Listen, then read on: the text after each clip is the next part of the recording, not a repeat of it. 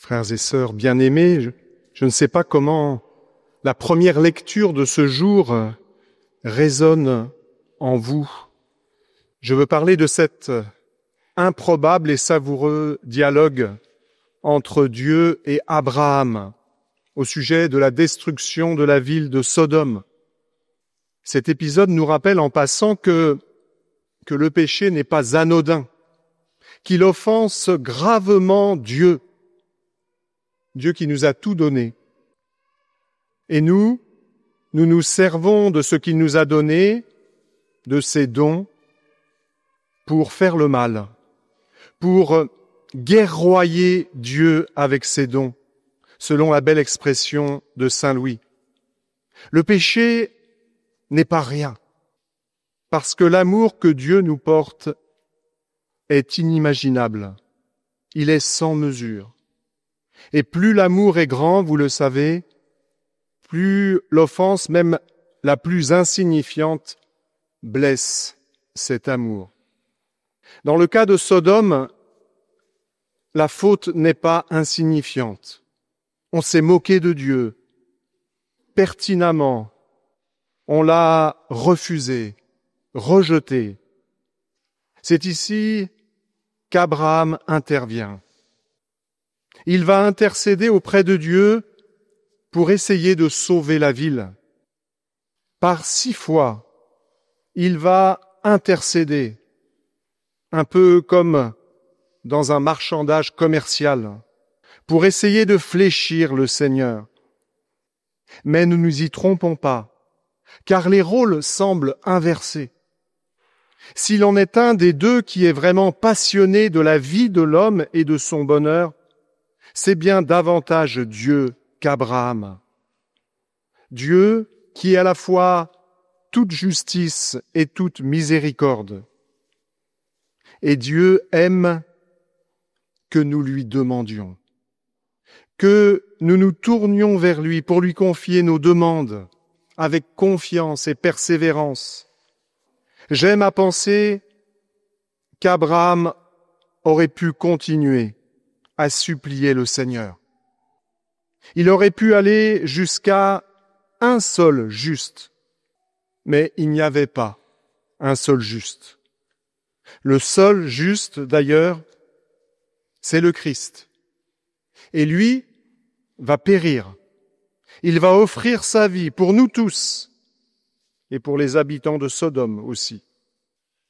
L'Évangile aborde également le sujet de la prière en général et de la prière de demande en particulier. Les apôtres sont subjugués de voir Jésus en prière, chaque jour, pour ne pas dire chaque nuit. Ils ont tant de mal à prier, tant de distractions, comme nous d'ailleurs. Cela me rappelle l'histoire vraie qui est arrivée à l'évêque François de Sales, en visite pastorale dans ces montagnes. On lui dit que dans un village, il existe un homme de prière qui n'a jamais de distraction dans ses prières. Alors notre saint évêque en reste pantois et veut vraiment rencontrer l'homme en question. Il le rencontre et il lui dit « Il paraît, mon ami, que vous n'avez jamais de distraction quand vous priez. » Non, jamais. Bienheureux homme que vous êtes. Eh bien, nous allons réciter ensemble le Pater Noster, et si vous le récitez sans distraction, je vous donnerai mon cheval. Marché conclu. Ils commencent tous deux la récitation du Notre Père. Notre Père, qui es aux cieux, que ton nom soit sanctifié. Et à ce moment-là, l'homme s'interrompt pour demander « Et la selle du cheval, vous me la donnerez également ?» François lui a alors expliqué qu'il n'aurait ni la selle ni le cheval, puisqu'il avait eu des distractions. Oui, nous avons tous du mal à prier, même les moines.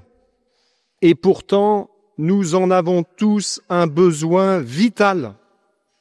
C'est pour ça que le Seigneur nous a donné le Notre Père comme un véritable cadeau C'est d'ailleurs une prière où nous ne cessons de demander. On demande pour notre vie spirituelle, notre vie surnaturelle, mais aussi pour notre vie naturelle. Tout y est résumé, tout y est dit. La prière de demande n'est certes pas la seule forme de prière. Nous devons aussi prier pour louer le Seigneur, pour le remercier, pour offrir. Mais il est tout à fait légitime et bon de demander au Seigneur, quand nous demandons de bonnes choses, bien évidemment. Cela lui fait plaisir. Demandez, on vous donnera. Cherchez, vous trouverez. Frappez, on vous ouvrira. Le souci, c'est que nous prenons trop cette prière de demande un peu comme une opération commerciale. Dieu n'est pas un distributeur où il suffirait de mettre une pièce, de dire une prière magique, que sais-je, pour obtenir ce que nous avons choisi, au fond ce qui est à notre goût. Comme vous tous, dans ma vie, il m'arrive bien souvent de demander de tout mon cœur une grâce au Seigneur, de tambouriner à la porte de son cœur pour obtenir une guérison, une réussite. Et tout cela ne se passe pas toujours comme prévu. Je veux dire comme moi je l'avais prévu. Car tout est là. Notre relation au Seigneur est souvent un peu faussée. Notre Père à nous n'est pas tout à fait le même que le sien.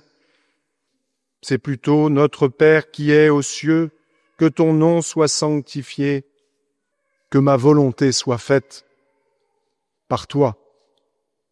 Oui, nous voulons plier Dieu à notre volonté.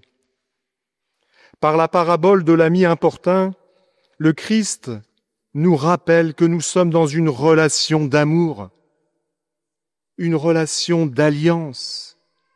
Il nous invite à user de la prière pour nous remettre le plus souvent possible dans cette attitude de confiance, d'abandon, d'amour. Notre Dieu n'est ni sourd ni aveugle à ce que nous vivons, à tout ce qui nous préoccupe. De tout mon cœur, Seigneur, je te rends grâce, nous fait chanter le psaume de ce jour. Tu as entendu les paroles de ma bouche.